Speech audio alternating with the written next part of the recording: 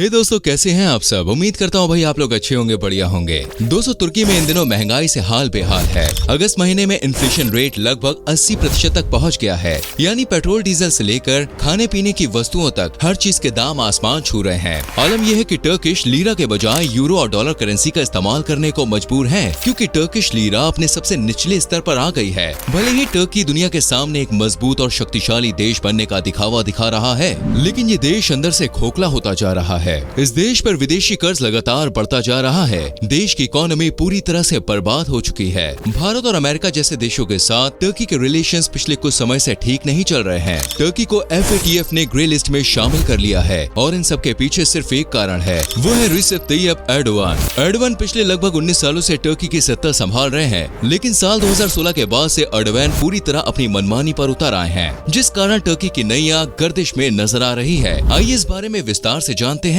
कि आखिर टर्की में आर्थिक संकट की शुरुआत कैसे हुई और इतना सब कुछ होने के बाद भी एर्डोगान को क्यों जनता का समर्थन मिल रहा है। साल 2005 में एक टर्किश लीरा की वैल्यू लगभग $1 के बराबर थी, लेकिन 2015-16 के बाद से इसमें काफी तेजी से गिरावट देखी गई है। पिछले साल टर्किश लीरा $1 के मुकाबले गिरकर 14 लीरा पर आ गया था और आज के समय में $1 18 टर्किश लीरा के बराबर है। इतने कम समय में इतनी तेजी से देश की मुद्रा में गिरावट होने से अन्य देशों में भी इसका असर देखने को मिलता है। एक देश की करेंसी और अर्थव्यवस्था को संभालने की जिम्मेदारी सेंट्रल बैंक की होती है। भारत में RBI सेंट्रल बैंक के रूप में काम करता है और ये काफी हद तक इंडिपेंडेंट होकर ही सभी फैसले लेता है, लेकिन टर्की में एर्डोगान ने सेंट्रल बैंक के कार्यों में इंटरफेस करना शुरू कर दिया है। एर्डोगान का कहना है कि उन्हें हर बारे में जानकारी है। वो एक अर्थशास्त्री हैं, एक राजनेता भी हैं और उन्हें किसी की भी सलाह लेने की जरूरत नहीं है। एर्डोगान की जिद के कारण ही टर्की में ब्याज दर को कम से कम रखा जा रहा है, क्योंकि राष्ट्रपति का कहना है कि ब्याज दर कम होने से मार्केट में कैश फ्लो होगा, जिससे अर्थव्यवस्था को मजबूती मिलेगी। आर्थिक ब्याज दर से अर्थव्यवस्था को सिर्फ नुकसान होता है। अपनी जिद के कारण एर्डोगान ने पिछले साल एक के बाद एक 3 गवर्नर बर्खास्त कर दिए थे और साथ ही देश के वित्त मंत्री को भी बदल दिया था।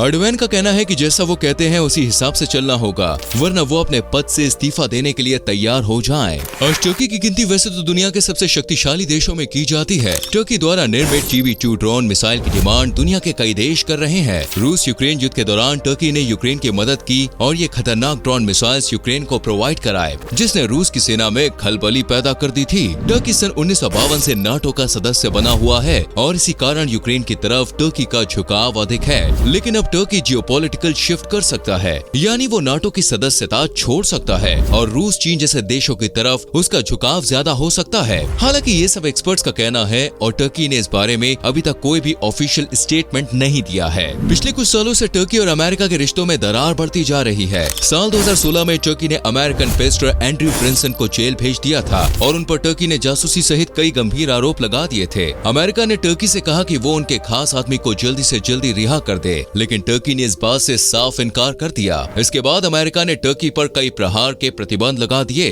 टर्की द्वारा अमेरिका में जो स्टील और एल्यूमिनियम की सप्लाई की जाती थी, उस पर टैरिफ डबल कर दिए गए। ऐसे में कहा जा सकता है कि साल 2016 से ही टर्की का बुरा समय शुरू हो गया था। एर्डोगान पिछले 30 सालों से भी राजनीति में सक्रिय है। 1990 के दशक में वो इस्तांबुल के मेयर रहे थे। साल 2003 से 2014 तक वो टर्की के प्रधानमंत्री पद पर बने रहे और 2014 में उन्हें राष्ट्रपति नियुक्त किया गया। देश की जनता का भरपूर सहयोग एर्डोगान को प्राप्त हुआ। प्रधानमंत्री रहते हुए उन्होंने टर्की के विकास में काफी योगदान दिया। देश में बेहतर इंफ्रास्ट्रक्चर डेवलप किया, विदेशी निवेश को आकर्षित किया। आज टर्की एक चमकता हुआ देश नजर आता है। अंकारा और इस्तांबुल जैसे शहरों की तुलना यूरोपीय देशों की बेस्ट सिटी से की जाती है। साल 2016 में एर्डोगान कुछ दिनों के लिए देश से बाहर गए हुए थे और इस दौरान टर्की में सेना द्वारा तख्ता पलट की कोशिश की गई। एर्डोगान ने वीडियो कॉन्फ्रेंसिंग के जरिए देश की जनता से ये तख्ता पलट विफल करने की गुजारिश की। जनता ने एर्डोगान की बात मानी और सड़कों पर उतरकर जमकर विरोध किया। एक राष्ट्रपति के कहने पर लोगों ने तख्ता पलट को नाकाम कर दिया।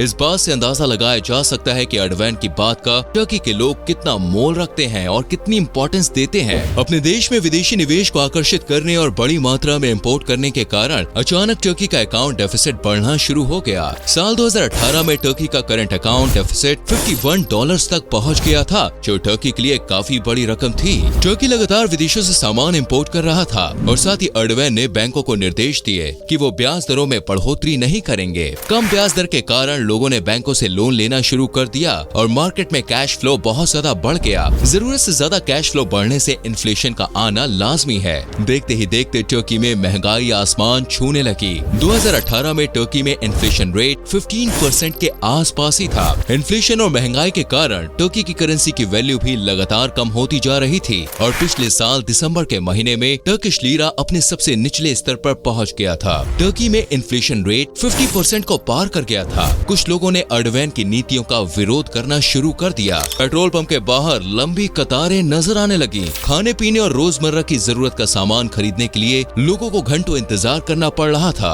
टर्की में कई जगह विरोध प्रदर्शन भी किए गए, लेकिन अर्डोगैन ने प्रदर्शनों को रोकने के लिए पुलिस बल तैनात कर दिया था। अपने खर्चे को कम करने के लिए लोगों ने बिजली और गैस का इस्तेमाल सीमित कर दिया। देश में बेरोजगारों की संख्या लगातार बढ़ने लगी थी और कुछ लोगों ने तो यहाँ तक कह दिया था कि अर्डोगैन के शासन में उन्हें मिलिट्री रूल से ज्यादा बुरे दिन देखने पड़ रहे हैं। अर्डोगैन के अर्थशास्त्रियों ने सलाह दी कि ब्याज दरों में इजाफा कर वो महंगाई को कंट्रोल कर सकते हैं, लेकिन अर्डोगैन ने ब्याज दर बढ़ाने से साफ इनकार कर दिया। असल में एक्सपर्ट्स का ऐसा कहना है कि इसके पीछे एक धार्मिक एंगल भी है। टर्की भले ही खुद को एक सेकुलर देश कहता हो, लेकिन देश की 99% आबादी मुसलमान है और इस्लाम धर्म में ब्याज लेना हराम माना गया है। अर्डोगैन किसी भी तरह अपने धर्म के विरुद्ध नहीं जाना चाहते और यही कारण है कि उन्होंने ब्याज दर बढ़ाने से इनकार कर दिया। विपक्ष लगातार अर्डोगैन पर हमलावर हो रहा था और इलेक्शन की डिमांड कर रहा था। विपक्षी नेताओं ने कहा कि अर्डोगैन को इकोनॉमी की बिल्कुल भी समझ नहीं है और उनकी नीतियों के कारण देश बहुत ही जल्दी बर्बाद हो जाएगा।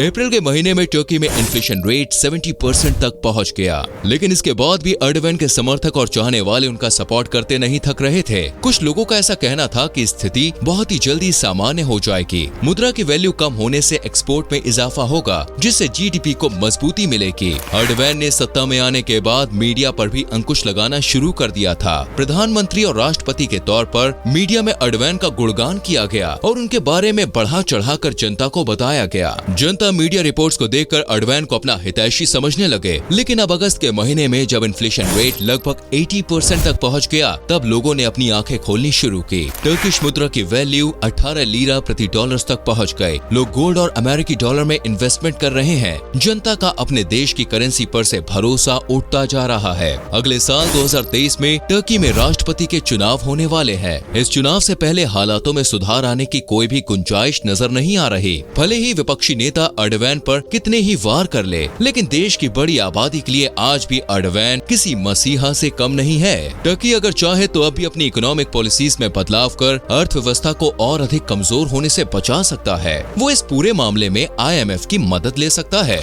लेकिन अर्डोगैन को फिलहाल अपने अहंकार के आगे कुछ भी नजर नहीं आ रहा। चुनावी वादों के दौरान उन्होंने साफ साफ कह दिया कि वो अंतर्राष्ट्रीय मुद्रा कोष से किसी भी प्रकार की मदद नहीं लेंगे और न ही ब्याज दरों में बढ़ोतरी होने देंगे। और अर्डोगैन किसी भी कीमत पर अपने चुनावी वादे से पीछे हटने की उम्मीद में नजर नहीं आ रहे हैं। अर्डोगैन का कहना है कि देश में जल्द ही 50,000 से अधिक रोजगार के अवसर पैदा होंगे और देश की इकोनॉमी बहुत ही जल्दी पटरी पर आ जाएगी। समझदार लोग जानते हैं कि ये सिर्फ चुनावी वादे हैं और लोगों को सांत्वना देने के लिए ये सब बातें कही जा रही हैं। असल सच्चाई तो ये है कि अर्डोगैन अपनी गलती को स्वीकार नहीं करना चाहते। उनकी जिद के कारण आज टर्की की 8.5 करोड़ जनता को भुगतान भुगतना पड़ रहा है। ये बिल्कुल कहना गलत नहीं होगा कि रस्सी जल गई लेकिन बल नहीं गया। ये कहावत इस समय टर्की पर बिल्कुल सटीक बैठती है दोस्तों। न सिर्फ टर्की के भीतर संकट के बादल मंडरा रहे हैं, बल्कि अंतर्राष्ट्रीय स्तर पर भी टर्की की हालत ठीक नहीं है। देश में लोग की थाली से मीट तो जैसे गायब ही हो गया है। जैसे तैसे लोग अपना गुजारा कर रहे हैं। हर चीज के दाम आसमान छू रहे हैं। यहाँ तक कि किसानों को खेती में भी दिक्कतें आ रही हैं। महंगे रेट पर बीज मिल रहे हैं और खाद की किल्लत भी टर्की में देखने को मिल रही है, क्योंकि टर्की अपनी जरूरत के अधिकतर फर्टिलाइजर्स अन्य देशों से इंपोर्ट करता है और फिलहाल टर्की ज्यादा सामान इंपोर्ट करने की हालत में नहीं है। इंटरनेशनल लेवल पर भारत और अमेरिका के साथ तो टर्की के संबंध बिगड़े हुए हैं। सीरिया के साथ 2020 में टर्की की काफी अनबन हुई थी। भारत पाकिस्तान के बीच कश्मीर का मामला हो या फिर Azerbaijan, Iraq, Iran, Georgia, China या अन्य कोई भी विदेशी मामला हो, हर मुद्दे में टर्की हस्तक्षेप करने की कोशिश कर रहा है। इन सब बातों का असर अगले साल होने वाले चुनाव में साफ देखा जा सकता है। अर्डोगैन ने भले ही टीवी और अखबारों जैसे मीडिया पर अंकुश लगा दिया हो, लेकिन आज टर्की की अधिकांश आबादी सोशल मीडिया का इस्तेमाल करना जानती है और युवा सोशल मीडिया के जरिए अपना विरोध दर्ज करा रहे हैं। सोशल मीडिया पर अंकुश लगाना अर्डोगैन के लिए आसान नहीं होगा और उनकी पोल पट्टी धीरे धीरे जनता के सामने खुल रही है। अंतर्राष्ट्रीय स्तर पर टर्किश लीरा की गिरावट होने से दुनिया के अन्य देशों में भी इसका प्रभाव देखने को मिल रहा है। मोस्ट ट्रेडेड करेंसी में लीरा 16वें स्थान पे आती है। अब भारतीय रुपया इस सूची में 18वें पायदान पर है। भारतीय मुद्रा करीब 80 रुपए प्रति डॉलर तक लुढ़क चुका है। अन्य यूरोपीय और एशियाई देशों की मुद्रा पर भी इसका कुछ असर देखने को मिल रहा है, क्योंकि जिन भी देशों के साथ टर्की अभी तक व्यापार कर रहा है उसमें उतार चढ़ाव का आना लाजमी है।